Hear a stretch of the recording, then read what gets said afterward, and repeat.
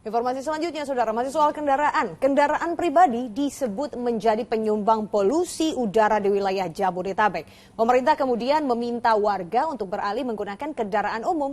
Namun apakah kendaraan umum saat ini sudah layak dan kenapa banyak warga tetap lebih memilih kendaraan pribadi?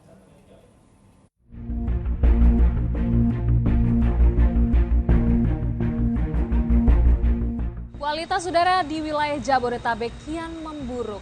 Menteri LHK menyebut bahwa emisi kendaraan bermotor jadi penyumbang utama polusi udara. Nah, saya akan mencoba seperti apa berkantor menggunakan KRL dari stasiun Depok menuju stasiun Cawang.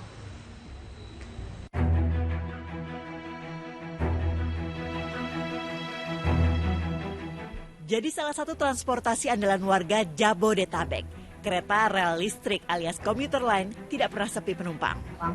Pemandangan kalau di pagi hari atau jam sibuk seperti ini banyak antrian penumpang yang menunggu kereta, tapi jangan khawatir karena kereta ataupun KRL itu datang 5 menit sampai 10 menit sekali.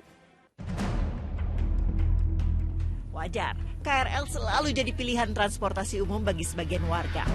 Efisien.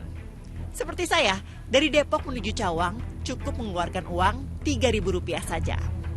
Murah sih, tapi ini yang harus kita rasakan setiap paginya.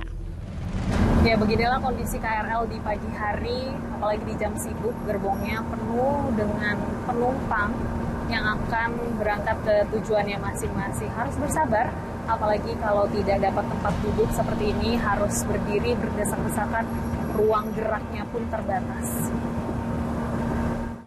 Jam operasional KRL mulai dari jam 4 pagi hingga jam 12 malam. Nah, gimana kalau kata penumpang lain?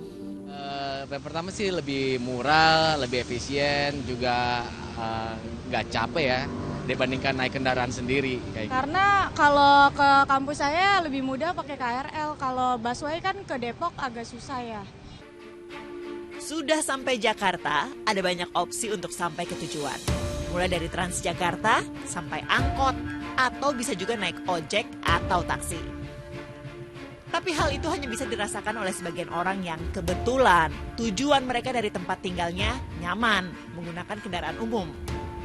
Sementara mereka yang harus gonta-ganti kendaraan umum hingga biaya operasionalnya membengkak, akhirnya memilih untuk menggunakan kendaraan pribadi meskipun harus macet-macetan. Misalkan naik angkutan kan mesti harus dari rumah menuju ke terminal misalnya itu kan, itu angkutan jadi beberapa kali naik angkutan, itu yang menjadi efektifnya seperti itu dan lebih efisien naik kendaraan sendiri. Biasa sih naik kereta, cuman karena desak-desakan terus transit jadi lebih efektif naik motor, Mbak. Tentu ada kelebihan dan kekurangan. Integrasi transportasi dan efisiensi angkutan umum jadi PR pemerintah yang ingin warganya beralih dari kendaraan pribadi.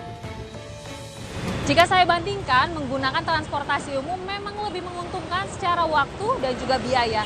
Namun bagi sebagian masyarakat penyangga yang berasal dari Depok, Bekasi, ataupun Tangerang, ini cukup merepotkan karena mereka harus bergonta-ganti moda transportasi. Belum lagi jarak dari rumah menuju stasiun ataupun halte terdekat, ini masih harus ditempuh dengan kendaraan bermotor. Dari Jakarta, Priscilia Claudia dan Ade Fatoni melaporkan.